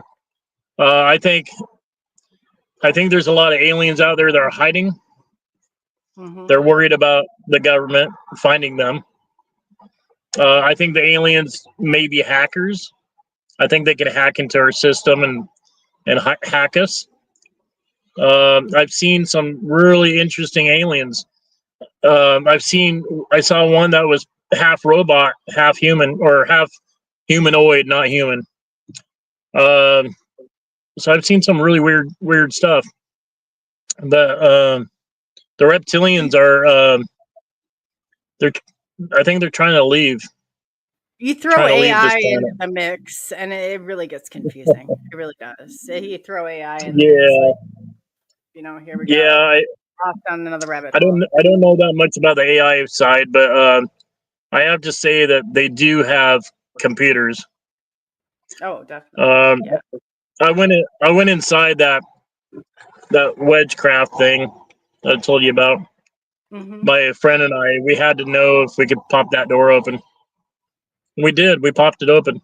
We went inside, and they have technology. A really good friend of mine. Hey, Craig, I know you're listening. Hi, he showed me Craig. something. He showed me something on top of the Superstition Mountains, and it was frightening. He said, "Shane, you have to see this." And I was like, "Okay." I said, "Do I have to hike up there again?" And so we skydived in, and then hiked down. It's a lot easier to hike down. And so we skydived in to Flatiron. And over on the right-hand side of Flatiron, if you're facing towards the mountain, way back in on the right, it kind of goes way back into like a gully. And when we got there, he goes, "Okay, stop." And he like literally hit my chest and said, "Stop." He goes, "I want you to look at the ground and tell me what you see. And talk quiet." So I looked at the ground and I saw these fire pits. They were pretty big, circle fire pits. They're about 2.5 feet wide, and they were everywhere. I looked down at the fire pit and I saw bones. I reached down, I grabbed these bones. I'm looking at the bone. I'm like, I'm smelling it. It smelled burnt. I said, "What is this? What kind of animal is this?" He said, "No, I don't think it's animal at all." He thought it was human. And I looked around all the fire pits and I said, "What are the fire pits?" And he said, "Here." And he pulls out a pair of binoculars, little bird binoculars. And he said, "You see that statue over there?" And I said, "Yeah." And he said, "Look at the shoulder of the statue." So I'm like, poof, looking at the shoulder of the statue. And I see this little white dome looking thing, like it's just a little white dome. It was probably this big, like that big. And it was sitting on the shoulder. And then it had this little squiggly wire thing that went right up to the eyeball. And the eyeball, you could see inside, it was hollow. And the squiggly wire went right up into the eyeball. And I was like, okay. So I look back at the dome thing, and I see this little tiny thing on it that kind of looked like a little pipe. I'm looking at it, and I see black around the pipe. And I put the binoculars down. I'm like, is that a flamethrower? And he said, "I think so." He said, I think they, if you get too close to that location, they'll roast you." And I went down the mountain, went right to the police station. I must have looked like a psychopath. And I'm like, "Oh, I know this dome." I showed him pictures, gave him pictures, and drew a map how to get there. And I'm sure get stitches. No, I'm joking. Yeah, those pictures got tossed in the trash, I think. But yeah, that's scary though. At one time, it's scary. That's a scary situation. What is your never do's while dealing with a reptilian? What are your never do? Yeah. Don't approach them. Never approach them. If you see something that looks interesting, don't approach it. If you've never seen it before, don't approach it. Like my wife, she found while we were driving along in Washington, and she's like, "Oh my God, what is that?" And I'm like looking around. I don't even know what she's looking at. And she saw this thing scurry across the highway, and she said it looked like a little octopus with like 8 legs. It was like picking itself up, so it's kind of tall, but it was tan color and hairy. And I was like, "Hairy? Octopus aren't hairy. Tan color?" I'm like, "What?" She goes, "Yeah, long hair like a dog." I was like, "What?" And when she told me, and she wouldn't lie, I was like, "Okay, that could be." Like, Shane, go out there and investigate it. Type of an alien. Yeah, we were just flying right past that area, but tall grass. There's no way I would have found that thing. But it makes me wonder what it was. Heck yeah. Well, I can't wait to see where this TV show is going to go with you. You're going to be in helicopters going on location. I know. I hope so. You're going to go far, Shane. You really are. It's going to be better than Skinwalker Ranch or Oak Island because we never got anything out of it. Yeah. They never find anything. No, I should have a show already. You should. If anyone watching is a producer, get a hold of me because let's make the best show you ever seen in your life. I happen to know a few people behind the scenes that I can connect you Yeah. with. So yeah. Let's make an alien show. And I'll take it right to those hooks. We can fly a drone And up I there. will And run right in. I promise you that I'm not afraid. No. Like, but yeah, you probably need like one of those We don't want to backpack lose you. children's things. I think they'll spit me back out, but I'm not sure. I'm not sure. Yeah, But we don't want to lose you. So you can be on there. You can be casted for that it. depends on who you ask. No, you're too kind. But yeah, we just want to thank you. I mean, you've given up 2 hours of your time tonight, but I also want to invite you back because there's so many more questions. And I think that we Let's do it. definitely, behind the scenes, let's plan something for a trip. And, you know, and there's Let's a videotape. lot of Yeah. brave people. And yeah, I tell you, I've been reading the comments. So yeah, I I'm think ready. that we'll definitely have. Oh my, so am I. Like, Let's do it. Rodney, Let's make it happen. let's make it happen. I mean, there's no reason why Yeah. we can't. I mean, this is what we do. This is why There's we're no reason. resourceful. So Yeah. yeah, and Yeah. on parting ways, like I don't want to like cut you short or anything. I appreciate your time and like all the effort. Like you've just, you know, you've been so excited about this, and you've been like just really feeling. I follow your stuff, you know, Rodney, and like, so I thank you so much. Like your passion Thank is you. just like, yes, it is just intoxicating. I love it. I love it. It's catchy and it's crazy. So I Thank you so love much, it even guys. more.